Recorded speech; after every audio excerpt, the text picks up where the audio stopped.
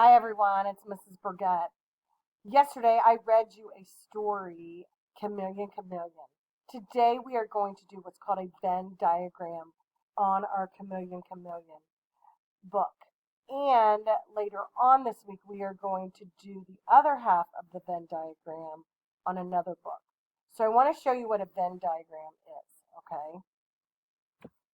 A Venn diagram are two big circles that connect. So let me show you. So we have one circle over here.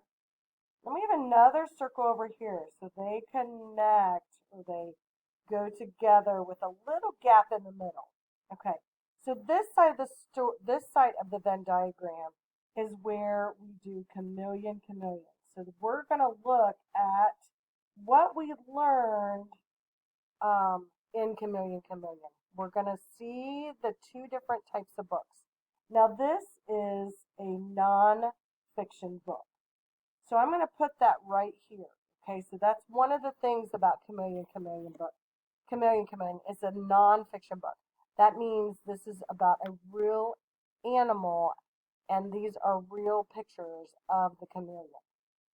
So I'm going to put non-fiction.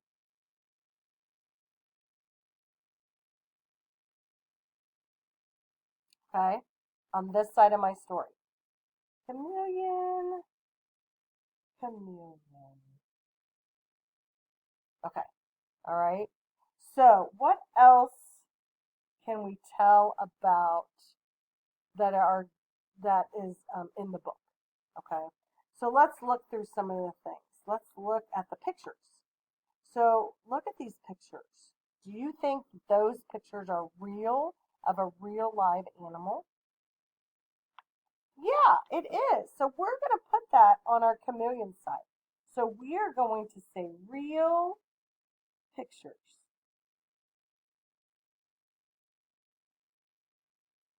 Okay? Can we find something else? Now, as we're going through the book, we see our chameleon climbing on a tree and stuff, and we see how big it is. It's a big chameleon, right? And it runs into different creatures, right? But remember this little creature right here? Do you remember, is that a gecko, or do you remember if that is a chameleon? It is a chameleon. So chameleons come in different sizes. So we're going to say a chameleon has many sizes.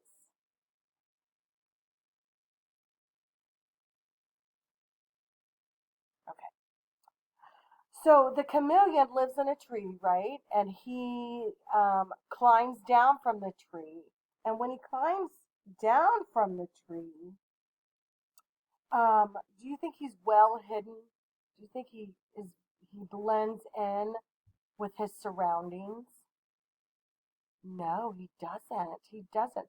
So he is not well hidden, because if we look what's on the ground with the chameleon. Yeah, it's a scorpion, and the chameleon has to look for danger around it. So we're going to say he is not hidden. He is not hidden from other animals.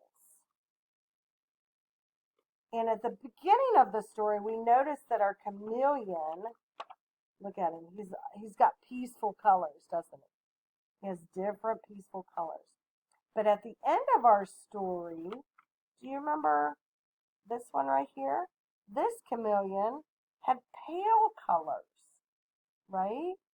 So do you think they change, like he's on a brown branch, but he's not turning brown, is he? So their colors change with their mood, not their surroundings. So if he was like on a red flower, he would not be red. He changes, his colors change with his mood. So I'm going to say colors change with mood. Okay? So this is our Venn diagram. We're starting with our chameleon book. okay? And it is a nonfiction book. In a couple of days, we are going to read another book, and we're going to put it on this side. It's called The Mixed Up Chameleon. And it is about a chameleon too, okay? And I'm going to read this story to you, and we're going to fill out this part of the Venn diagram, and then we're going to see what kinds of things that are the same. So these are what's different about the two stories, and this is what's the same about the two stories. So I wanted to show you our Venn diagram from our book yesterday. All right, I will see you on Wednesday, and we will finish up our Venn diagram. I hope you guys have a great day. Bye.